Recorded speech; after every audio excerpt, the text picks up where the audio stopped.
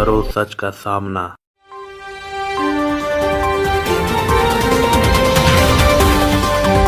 Digital बिक्री platform greencraft.co.in के माध्यम से महिलाओं की उत्पादकता को सशक्त बनाना। वाराणसी। चरणजीत सिंह, अतिरिक्त सचिव, मोआडी ने 13 सितंबर 2024 वाराणसी में रुद्राक्ष कन्वेंशन हॉल में आयोजित राष्ट्रीय आजीविका सम्मेलन के दौरान ग्रामीण समुदायों की महिलाओं द्वारा पूरी तरह से स्वामित्व वाले ऑनलाइन बिक्री प्लेटफॉर्म greencraft.co.in के लॉन्च की घोषणा की। वाराणसी से रोहित सेठ की रिपोर्ट।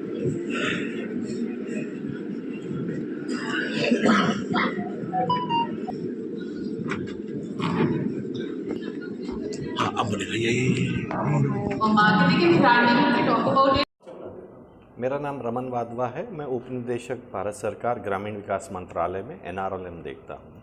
रमन जी, आज किस तरह का प्रोग्राम चल रहा है? अभी जैसा आपको पता है कि दीनदयाल अंत्योदय योजना राष्ट्रीय ग्रामीण आजीविका मिशन एक विशेष योजना है भारत सरकार की, जिसमें ग्रामीण महिलाओं को समूहों के माध्यम से जोड़कर उन्हें अच्छी आजीविका सुगम तरीके से रहने के लिए एक प्रयास किया जा रहा है, ताकि उनकी आय में भी वृद्धि हो, साथ साथ उनकी जो स्टैंडर्ड ऑफ लिविंग है वो अच्छा हो सके। इसमें कौन कौन से व्यवसाय होंगे, किस तरह से उन लोगों को बताया जा रहा है, इसके प्रचार प्रसार के लिए क्या व्यवस्था की गई? व्यवसाय तो एक शुरुआत है।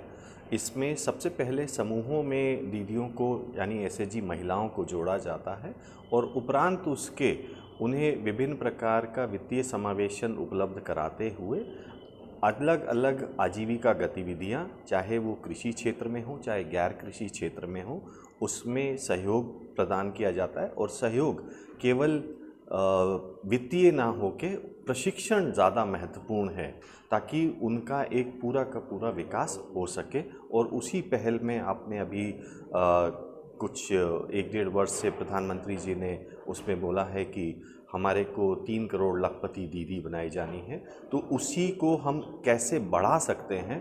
तो आजीविका समागम एक पहल है जिसमें ये शुरुआत की जा रही है कि हम आजीविका गतिविधियों पर चर्चा करें और किस तरह से जो काम हम पहले कर रहे थे उसे और आगे कैसे बढ़ाया जाए।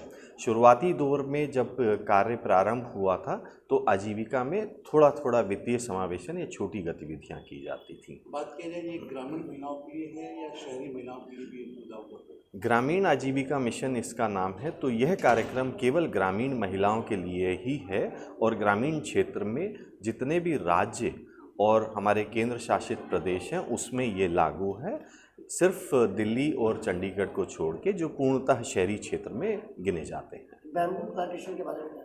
बैम्बू प्लांटेशन एक हमारी विशेष शुरुआत है। ये हम इसे सब सेक्टर के रूप में लेते हैं। हमने एक कोशिश की है कि जो हमारे SHG सदस्य हैं उनको हम अलग अलग प्रकार की गतिविधियां दें, जिसमें 12 सब सेक्टर्स हमने चुने हैं और बैम्बू उसमें एक महत्वपूर्ण विषय रखता है। इसमें हम लोगों को प्रशिक्षण देते हैं किस प्रकार से उन्हें बैम्बू करना है। हमारी उसमें एक शुरुआत है कि केवल बैम्बू पे प्रशिक्षण ना दो, उसमें आगे उनको फिनिश प्रोडक्ट्स कैसे बने और उसका वैल्यू चेन पूरा तैयार हो। और उसी क्रम में अब हम लोग विभिन्न संस्थाओं से भी MOU या इस तरह का हम लोग कर रहे हैं।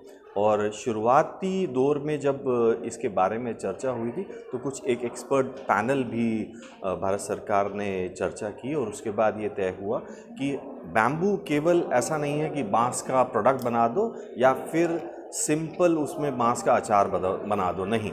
जिस तरह से एक लेवल पे हम बेंगलोर का जो एयरपोर्ट है एक उदाहरण है पूरे भारत में, तो शुरुआत ये सोचा जा रहा है कि हम इसे एक पूर्ण रूप से जो मूल्य श्रृंखला है वैल्यू चेन, उसमें हम इसको किस तरह से लेके जा सकते हैं। कितने दिन की ट्रेनिंग चलेगी ये?